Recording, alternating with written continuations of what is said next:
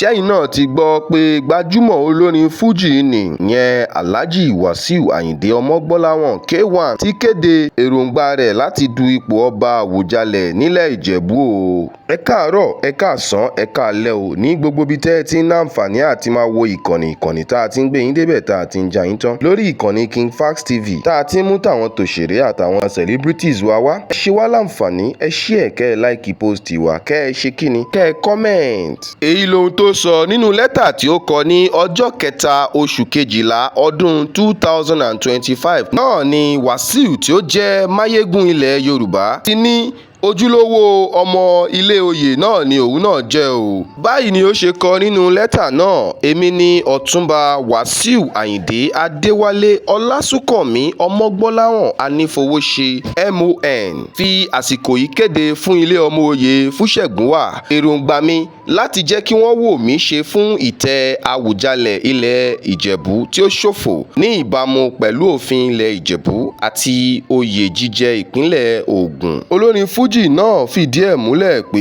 ìdílé ọba Jádírà ní orírun òun o. Ó ní èyí fún òun ní àǹfààní láti jẹ Awùjalẹ̀ tuntun lábẹ́ ìlànà oyè jíjẹ ìpínlẹ̀ Ògùn.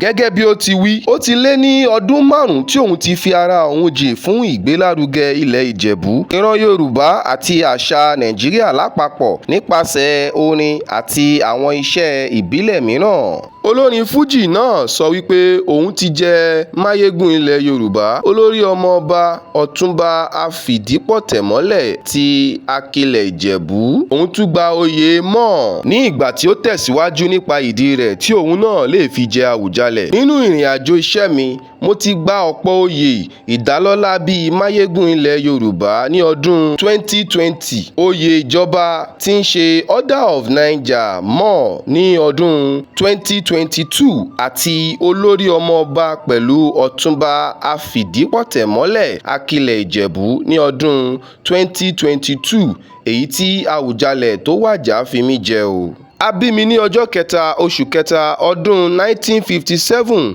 Ojúlówó ọmọ ilé oyè Fúṣẹ̀gúnwà Agúnṣebí quarters ni mí láti igun ìdílé ọba Jádírà, èyí tí ó mú mi kójú òṣùwọ̀n láti fara mi kalẹ̀ pẹ̀lú òfin ilé. Alága ilé ọmọ oyè tí Wasiu fi ìwé ránṣẹ́ sí, Abdulateef Adébáyọ̀ Owóyẹmí, ti fi ìdí rẹ̀ múlẹ̀ pé ilé ti gba lẹ́tà náà o. Bákan náà ló fún olórin náà ní àyè di ọjọ́ kẹwàá oṣù kejìlá ọdún 2025 láti tò gbogbo ìwé tí ó yẹ. Látìgbà tí lẹ́tà tí Wasiu Ayinde Marshal ti fi sórí ayélujára ní ọ̀pọ̀lọpọ̀ àwọn ọmọ Nàìjíríà ti ń fèsì sí. Báwọn kan ṣe ń gbé Wasiu ṣépè, bẹ́ẹ̀ làwọn kan ń sọ. Àwọn kan ní ṣé ọmọ ọba ni Wasiu ni àbí ó tọmọ ọba tí ó wàjà ní ọjọ́sí ni. Bẹ́ẹ̀ làwọn kan ní ó lẹ́tọ̀ọ́ láti jẹ ọba, ó fi rẹ̀ hàn ni o. Ẹ̀yin alára wa, kílẹ̀ yìí náà rí sí àjọba òjọba o tí Wasiu Ayinde gbé síta o. Ẹ bá wa fi sábẹ́ comment section.